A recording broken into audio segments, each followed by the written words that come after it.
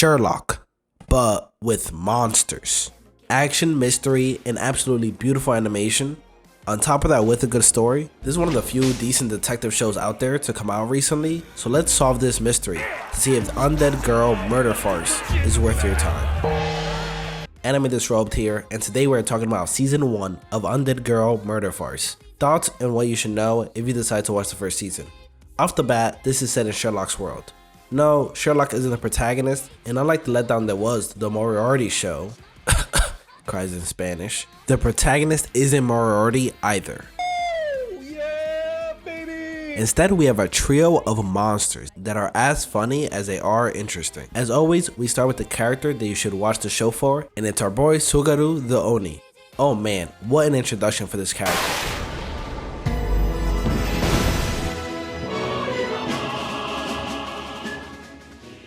He is part of this theater that just pits monsters together, and every single episode, you can see he never breaks character. It's like he never left the theater. He's there to get laughs and put on a show. It's like he knows he's in an anime. He's not the smartest character, but that's okay, because he's so damn cheeky. He just throws around random historical stories while reenacting some parts or making cheesy jokes during it. Whether it be having a clever comeback or just getting beat up by another one of the trio because he's annoying her, this man can make you laugh, smile, or cry. Cry, you ask? No, they won't be sad tears, but tears of amazement and joy, because most of the amazing animated action sequences, he is the main star. And when I said he puts on a show, he puts it on. He's an Oni hybrid, which means he has some human in him, but due to a past, he was forced to become part of the legendary Oni, a monster that is capable of killing anything and everything. And Oni is so strong, it would be able to break a Nokia phone apart.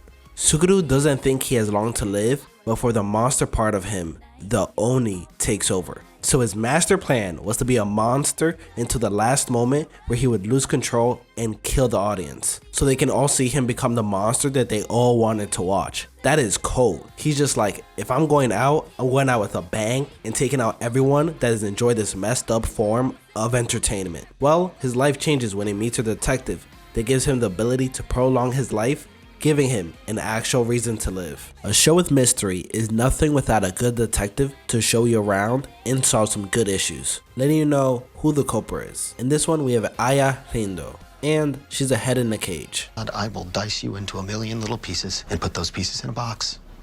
What did A he glass say? box.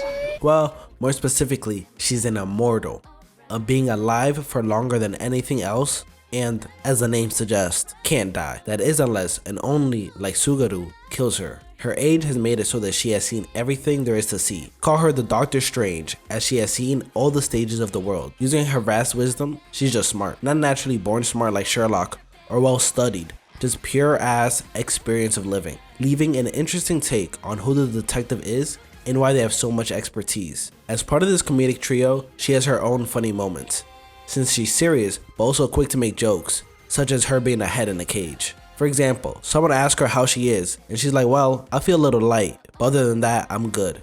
Get it? Light? Because she's just a head?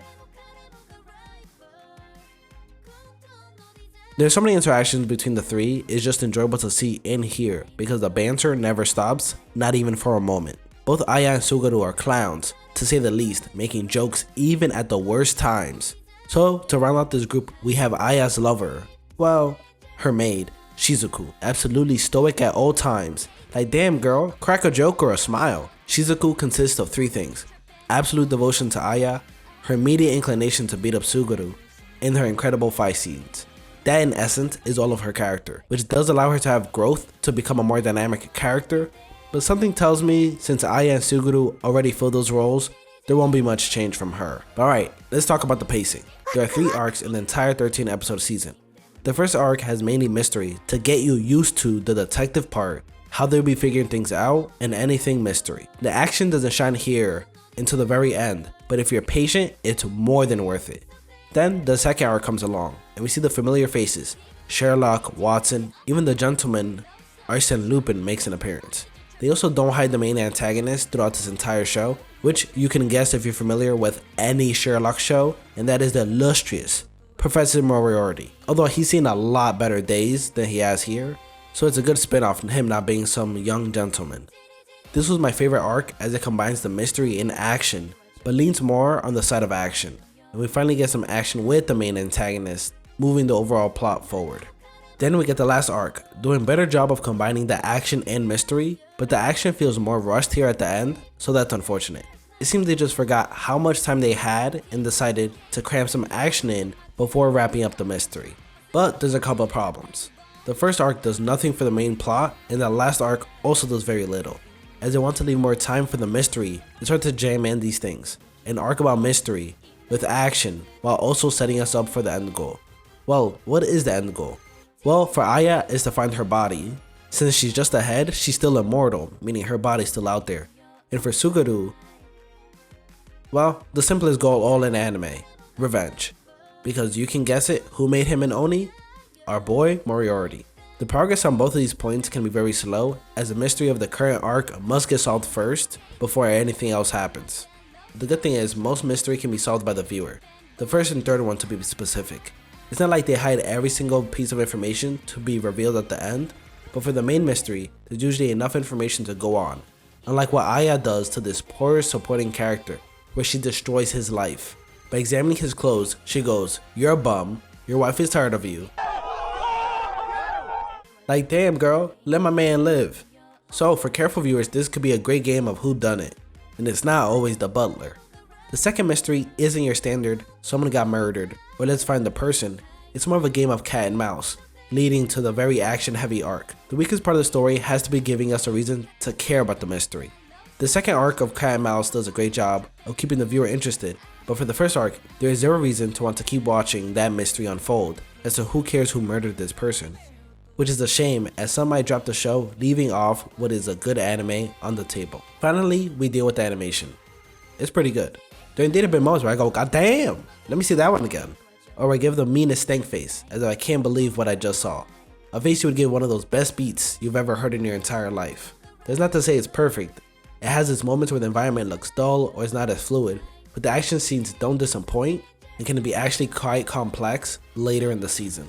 So for a mediocre mystery, but great action anime, I have to salute the animation studio Lupin Track, not to be confused with Lupin, who also shows up.